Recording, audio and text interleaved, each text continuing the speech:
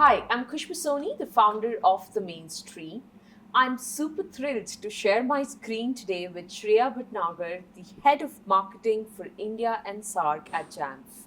Shreya has been leading marketing engine for Jamf in India and SARC and driving various initiatives right from demand generation to account-based marketing through brand building at scale. Shreya is also has worked with various brands like VMware in the past, and she's a solid go-getter. We see all the work that you've been doing and it's phenomenal. Shreya, it'll be lovely if we can begin with you telling us about your journey.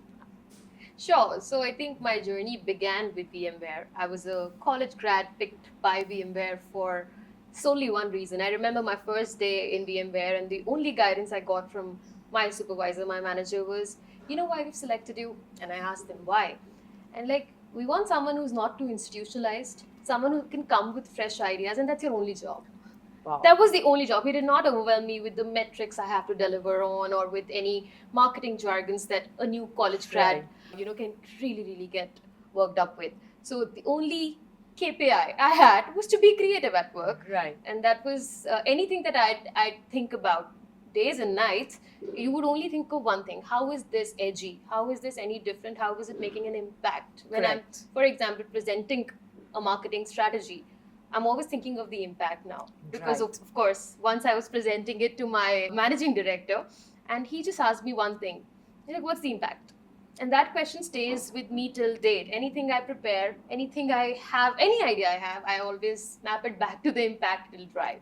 Right. So I'd say, a couple of these touch points in your career where you work with people who've shown you the right direction, and these are all, cross-functional. It's not Right. just marketing. You're getting these insights from sales, from engineering sides, from value engineering, so many other places. So Right. I think these have been some, I would say, career-changing moments for me, because I do know how it really. I also would want to see what impact my work makes. I just don't want to just deliver an event and forget about it. No, Absolutely. I want to really map it back with the outcomes, and that's what I did in VMware. And then the acquisition happened, and then Broadcom, Omnisa, and now at Jamf. Right. So I think the one thing that's continued is the impact-driven marketing that we do, and yeah, I plan to continue.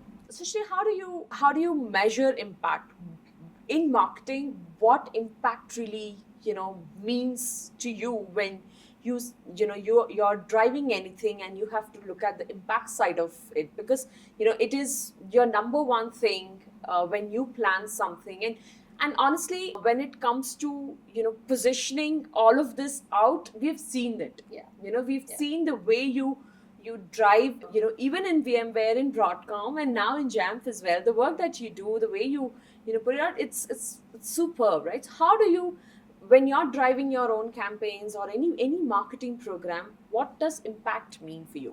Okay, so I go by the simple blueprint of Kotler. Okay, there are just three things I try to address, and it starts with the STP, where S stands for segmentation, targeting, and positioning. Okay. It all starts from there for me. Okay. Doing the right segmentation, doing the right kind of targeting, be it persona mapping, be it the kind of accounts I want to engage with, Right. and at what level. Right. That, and then what my positioning will be to those personas, to those accounts, be it event marketing, be it digital marketing, anything under the Right. sun, account-based marketing. That is the approach I take towards my campaigns, and I think that's always worked. And that also, I think, brings in the kind of intelligence that sales needs today. Correct. So, which is why I always say marketing is a revenue generating function. It's not a support function anymore. Right. Because we are also directly contributing to revenue. How? Uncovering opportunities that maybe, today your organization is not privy to. Right. So these are some, tactics. These are certain things that I adopt in my campaign frameworks. Sure. And I think that's worked for me. Yeah, that's what I'd continue doing. Lovely. So, of course, I think today, especially in the B2B space, right, it is very, very important that marketing is tightly aligned to the business objective, right? There is a year-long plan that comes, right, which is designed in a way where you sit with the business leader, understand what the go to market is, what are the top objectives, what are the outcomes that we are planning to achieve in the year, and then you start putting your quarter wise planning. Yeah. Right, there is a plan that comes in, and then every quarter there is a percentage which keeps fluctuating with that, which keep changing based on the market dynamics. Yeah. How do you manage that? Like, I mean, putting all those dynamics changes that keeps coming, and then there is a broader vision.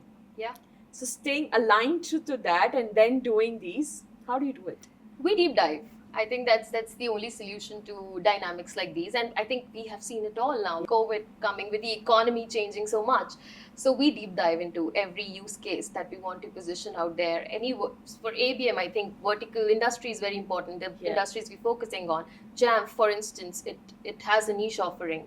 So anything that we do, we deep dive into what kind of clusters are we making, what kind of people are we addressing here, Right. how much do they know about us, and how much awareness do we need to create. So measuring those gaps and then making sure that we're sitting on it and working on it first before Yeah. even just calling out the GTM. That's what we do. Right. And I think this drops down from the strategy level. We've seen this in every organization. Strategy drips down from the leadership level, be it global or APAC or EMEA, whatever it is. And then at a regional level, dynamics change. You Yes. know how your market is functioning Yeah. today, right? How Yeah. how the BFSI industry is shaping up, or how the fintech is Absolutely. catching up. So you know how your industry works. Yeah, So yeah. the best way to do anything here is to deep dive into it with functions that today are actually maybe specializing in it or are the front face to talking to the customers. Right. That's what I do. That's my Right. way of doing it. If there is something that, if I see an opportunity, I would definitely sit with people who are talking to customers in the same space Uh-huh. or have had certain specialization in this particular maybe use case or industry. Oh. So if you ask me, simple answer, it's deep dive into it. Fantastic. So that's one piece of, because I really feel I come from that side of the background, right? And I know that that is how we start off. Yeah. We start the year with planning for the year, Yeah. putting our segmentations, our TAM, Yeah. that we're addressing, and then start planning how is marketing going to really support the business the sales function to achieve that, right? Absolutely. Right? Cool. Can you tell us some of the tactics that you believe that should be done differently in today's time to position a brand, and be it a B2B tech brand? Anything that you personally feel Yeah. is the best way? So I think it's the era of hyper personalization now. Yeah. I don't think those generic traditional tactics entice anybody. I'll talk of the most familiar one to the world. It's the event marketing. Everybody Yeah. wants a lot of events in a Yeah. specific quarter. And to understand that, if you're addressing a CISO or a CIO, they're spammed with messages like, Spam. hey, there's a roundtable happening here, there's a conference happening there, there's a trade show happening here. Yeah. I think 500, 600 mails like that. How do you stand a chance to get that CISO's attention? Yeah. So I think what you're doing is, even if you're doing traditional tactics, by traditional I mean that have been done, and they sometimes can work wonders, you have to innovate there. You have to be Right. creative there. Right. And I've realized that, if I'm getting someone's time here, no matter at what level, if I'm getting their time, if they're giving me their time, I can't just waste that Right. moment that I've gotten Right. them. So we try and make sure that we be very differential in our proposition. We try and make sure that we're talking about the pitch the way they want to hear. Right. We have so much intel today, right? Yeah. If there's a lot of secondary research that a marketer can go back and do before even meeting CISOs, Correct. and then to make sure that your conversation is pitched to what Yes. they're looking for Correct. is what we do and what needs to be done differentially, no matter what you're doing. If it's Right. events, that is what you do. If it's digital, that's what you have to Right. put out there. Anything. So I feel that personalization, it's not just a buzzword today, it's something that that is making sense.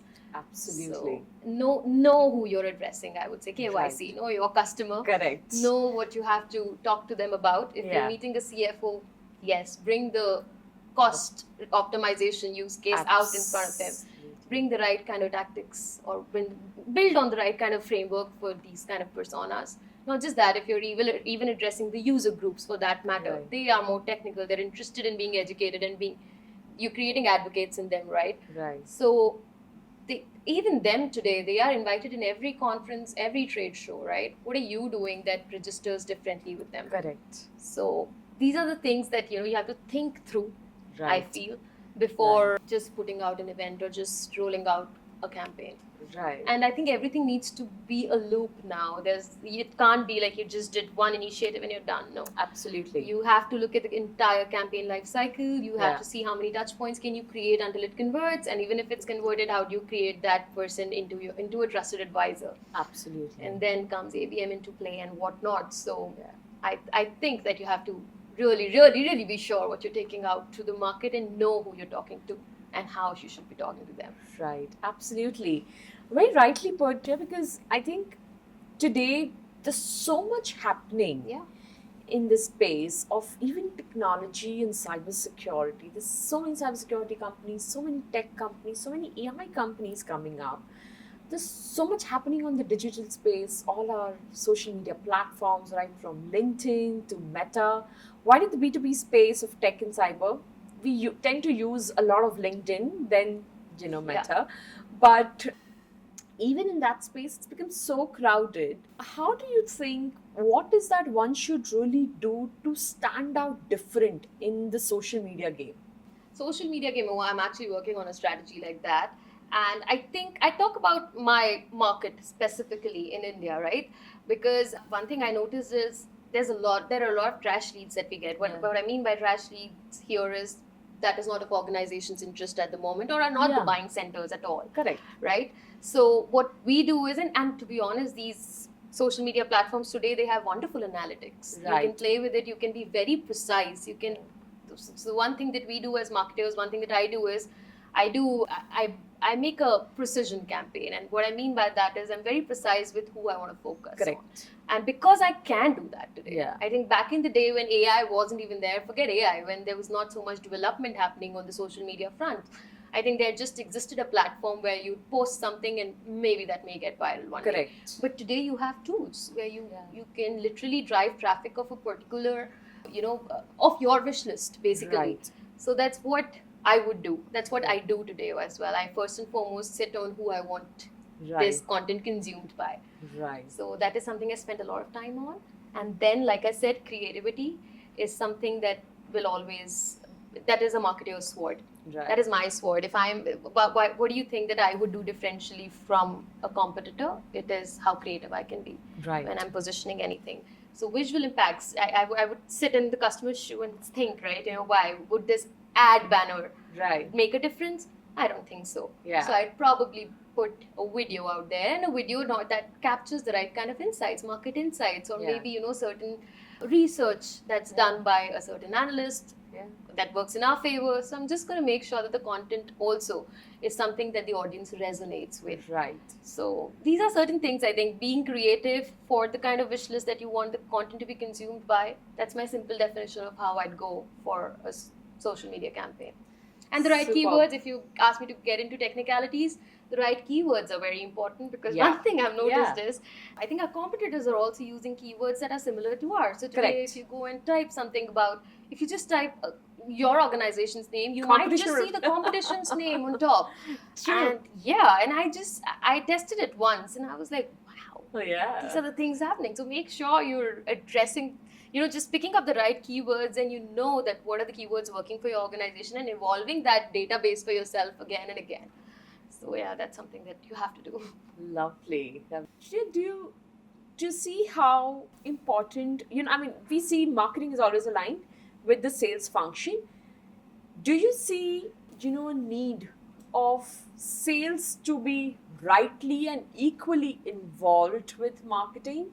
And how can that function really, take initiatives to at an organization level? Because what happens is, marketing is working on messaging, marketing is working on branding, on doing activation programs, but unless the whole organization is doing so, which includes the sales, the solution engine, being equally the brand ambassador, Absolutely. right? Because Yeah. I don't think it's just marketing's role to be the brand ambassador.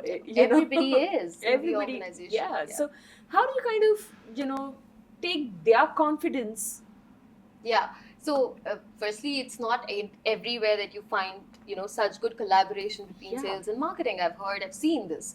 but touch wood, I've been lucky here. And why, I'll tell you. One thing I've realized is if you need sales to see value in what you're bringing to Correct. the table, and then I think the relationship becomes very codependent on each other. Right. And the other thing that I make sure is I work by sales numbers. Right. Why? Because when you sit with a clean canvas during your QBRs, the one thing that I note is what is the sales number, what is the number that's sitting on their shoulders right Yeah. now. And I would do anything to make sure that that is what I'm uncovering, opportunities in that area. Right. For instance, if there's a weak pipeline in a certain territory Yeah. across India or certain territories across India, there's so much a marketer can do here. Yeah. There's so much that we can curate and create to make sure that the leadership connects, for that matter, executive Right. connects, getting the right kind of, like I said, right, I've moved beyond just branding. Right. That's not just the only thing that a marketer does. Correct. It does a lot more. We do a lot more than that. We have to have multidimensional thinking today, Absolutely. and we have to have a mindset that works towards revenue. So Correct. that's what I work on, and I make sure that like you were talking about KPIs, and pipeline is of course a KPI Yeah. for marketing, and I align it with sales in a way that I will deliver where there is a gap, Yeah. and also of course uncover other opportunities elsewhere. But I make their priorities my priorities as well, Right. and it's just that then they find value in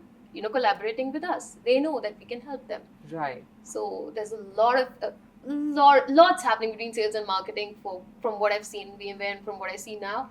It's always been very cordial, very collaborative. Lovely.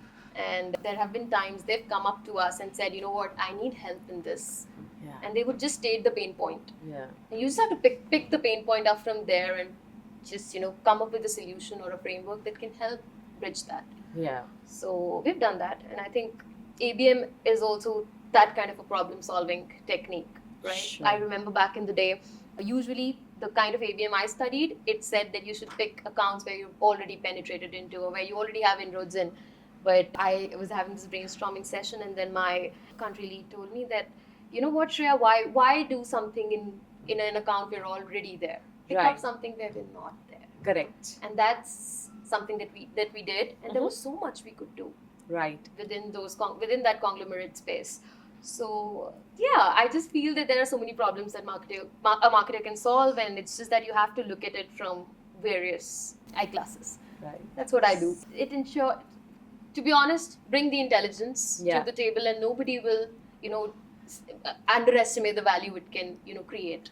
Right. So from value creation, I think that's where my job starts. To value capture, that's where sales job ends. Right. So that's the journey we're all on Right. together.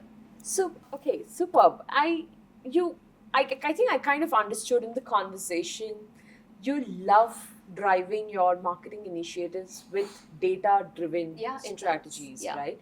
You would want to definitely do a solid research of your KYC, your Yeah, customers, and then plan, Yeah. right? So, do you believe that there needs to be technologies and AI tools to support something like this? Absolutely. Yeah. There needs to be, yes, for sure, but there are. That's the Right. thing. Yeah. There are AI tools, Yeah. and we are flooded with them today. So, and to be honest, we can make use of so much technology advancements around us today.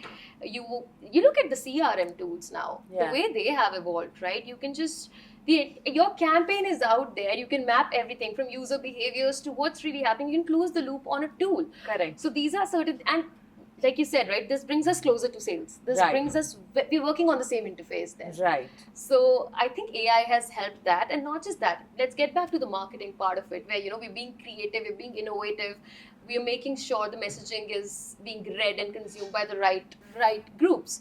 So what the one thing that AI has enabled us with is making sure we know, what is it that works in the market. Right. Today we don't have to go all over the place or read a lot of books to know that. It's Yeah. just a prompt away. Right. What's happening in this industry, what's working in, what are the industry trends. Yeah. Very easy to create your messaging.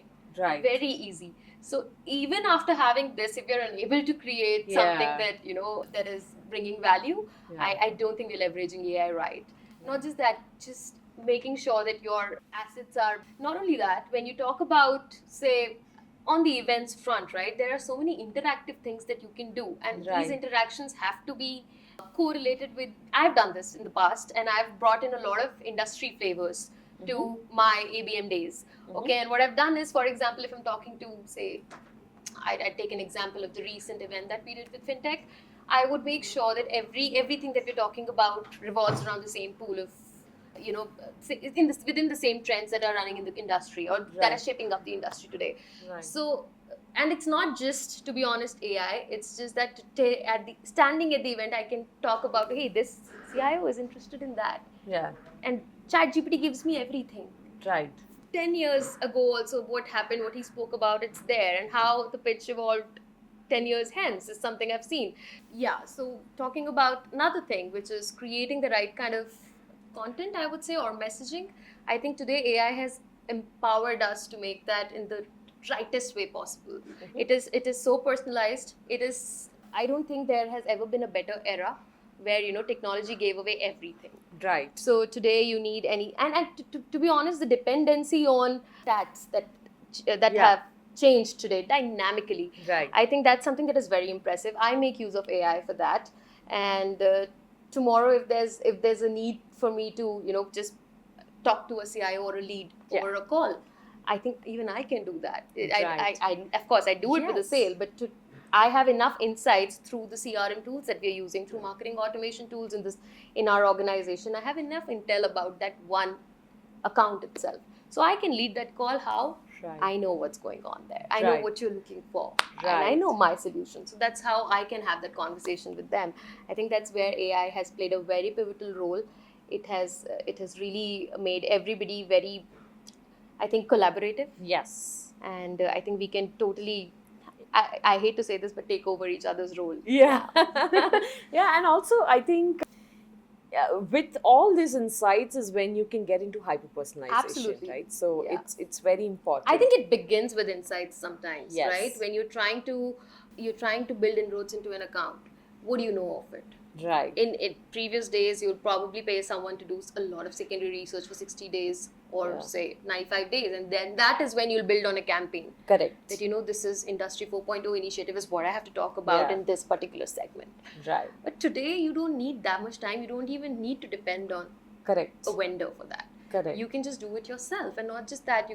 There's just a lot of information that was scattered before, and it all comes into one page for what you're looking for now. Right. So it has never been easier. Absolutely. Yeah. It's So just that you have to agree. be smart and you have to be compliant enough to know I where know. you're picking what from. Right. I think then it works wonders for you. Absolutely. Lovely. I think this has been a great conversation, Shreya. I have one more last question. I would love to understand, you work with a lot of partners, and because there's so much happening out in the industry, what do you really think that, because, and also we believe that partners are the extended to, organizations they work with, right? What is that, the whole vendor ecosystem or a partner ecosystem should really work upon? So I think the channel or the partner ecosystem is really crucial, really important. And why I say this, I realized it. I was doing account mapping once upon a time, and I realized that, we were trying to crack an account, and we realized that at a partner event, we saw a persona attend that particular event. And that's when it struck me that, there are so many such accounts that we can piggyback on our partners for. Correct. And so I think, these are two different organizations, two different synergies. Absolutely. And the way you can work on this is, the way I see it is, you have to really, really tell them what is it that you want. What is the mutual outcome that you have in mind? Right. And then see that whether they have something else in mind.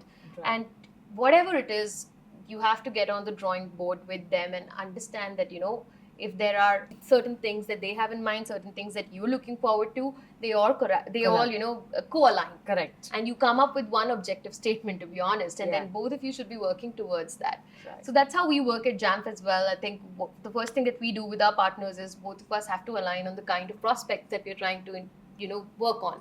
Right. The right kind of tell, the right kind of list. We start with that. And then comes, the two creative forces, building on the campaign framework. What do we want to do about it? How do we want to end it? So these are certain things that we together work on. But I think the first and foremost thing that, I also expect from my partners, to your question, is on that drawing board or on that vision board, the objective, we have to come on the same page. Correct. So yeah, that's something that is very important. Superb. Great conversation, Shreya. I have a small surprise element. I've crafted some rapid fire questions which I would love to ask you. And we'd love to know whatever comes first in your mind. Okay, And are you ready? I'm ready. All right. Most underrated marketing skill. Creativity. AI in marketing, game changer or overhyped? Game changer, any day. Yeah. Absolutely. Your go to mantra when a campaign doesn't go as planned.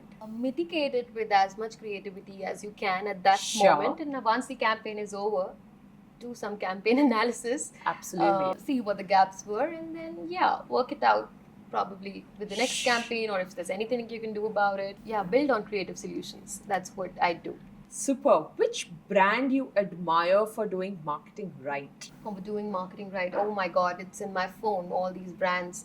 And these are all B2C brands, but I'd name them anyway. There's Zomatos and Swiggies of the world ruling the game. Yeah. And then there's also, in the FMCG segment, I'm a fan of how they advertise. Right. Whilst I'm a B2B marketer, I also love the way consumer-facing Yes. content is sometimes positioned to us. But in the B2B space, if you ask me, I think, I would say recently I saw some very good collaborations ServiceNow had done. So the fact that I remember it, Salesforce has been doing that Yeah. for a really long time. And yeah, these are certain. There's a customer. Oh, I think I've named all the companies now. There's a customer reference that I read. This was by AWS. It was very heartwarming, to be honest. They started with a very philanthropic messaging, to be Okay. honest, and how AWS helped them shape the entire journey to reach a very wise and very nice goal. That was there. And one last one I'd name right now Yeah. is, because I can go on and on. Yeah, of course. There's so is- many to get inspired yeah, from. Yeah, they're I was really good. I was reading about Splunk the other day, and Uh-huh. yeah, and I went on their website, and it was written. So I was reading about cybersecurity, and it was written that, very nicely they had curated that data. They were talking about one of their customers, I think Heineken, and they'd written data pours into glasses. And when they were talking about aviation customers, they were like, our data flies into this, that. So it was very creative. Right. You can just check it out. So I love it when, they just got my attention. All Right. these little bit of, the creativity that they put here and there, it just catches your attention. You're like, wow, this is Wow. put really well. That's true. So I would say, yeah, I think every brand is doing Yeah. a lot of work there. Today, yes, Yes. absolutely. But yeah, I so believe the Zomatos, the Swiggies, Yeah. Salesforce, AWS, absolutely. Yeah. One book or podcast every marketer should read or listen to. I always read the Marketing White Book, because I think it's a habit that we developed during our MBA days. So I still read it, and I think it gives me it takes me back to the theoretical part of marketing, which I think I don't underestimate it, to be Sure. honest. So that is something I would recommend a beginner to read. Uh-huh. And if you ask me beyond this, I listen to podcasts, of course, and then these are usually thought leadership based, Sure. not really only on marketing, but these are talking about businesses and how they have set it up. The Mhm. reason is, when you understand the vision that they have Yes. for setting up an organization like that, every marketer has to work with that vision, Correct. right? That is your core vision. Correct. And I really feel that, if you've understood, anytime, like I said, I named certain organizations. The reason I did this was I wanted to get to the core. What are they trying to do True. as an organization? Not just a marketer, not just a salesperson, not just an engineer. Yeah. As an organization, what's the vision really? So across the array of products that or the solutions that they're selling. So that's something that I listen to a lot. Nikhil Kamat's podcast, Oh, yeah. one of my favorites, of course. And beyond this, I think I also go to certain technical podcasts like Josh Talks, etc. Uh-huh. But yeah, that's about it. I read more than I listen to. Right. Got So it. more than audiobooks, I'd rather read a lot, and that is beyond marketing for me now. If not marketing, you'd be in? If not marketing, I'd be in PR, which is, I don't know if you treat it different from marketing, but Mhm. I'd do that, or I'd be a writer. Okay. Yeah, my parents wanted me to do many things that were more cerebral, Uh-huh. rather than, just more cerebral in the sense, be a doctor or be an engineer is what they wanted me to do. But then they saw the creative side of me, really acknowledged it. So if not a marketer, maybe again something into the creative field. Creative field. Yeah, I'd still be writing. I'd still be talking. I'd be Wow. maybe yeah. I'd just do all of these things put together wherever, whatever, and wherever. So I think marketing gives me a platform to do all of it together. So yeah, if you ask me, if not a marketer, I'd maybe be an MC somewhere, or just going around the world writing tales of people I meet, of their Lovely. stories. That's pretty much it. I've not overthought this, but yeah, I've not Yeah. overthought anything in life. So Nice. except my nice. campaigns. So, yeah. Nice. But what a lovely conversation, Shreya. And so good to really have this conversation with you. We've been seeing all the work that you've been doing and up on LinkedIn. And and since the VMware days till now, you've been doing fab work, and so glad that I could really know you as a person today. And Thank it you, was, Khushbu. I'm sure, a lot of viewers will also get to understand Shreya, the person behind the brand. Thank you Who so does so much. much. But thank you so much for joining me on the mainstream. It was a Pleasure's lovely mine. conversation. Thank you, Khushbu. Thank you so much.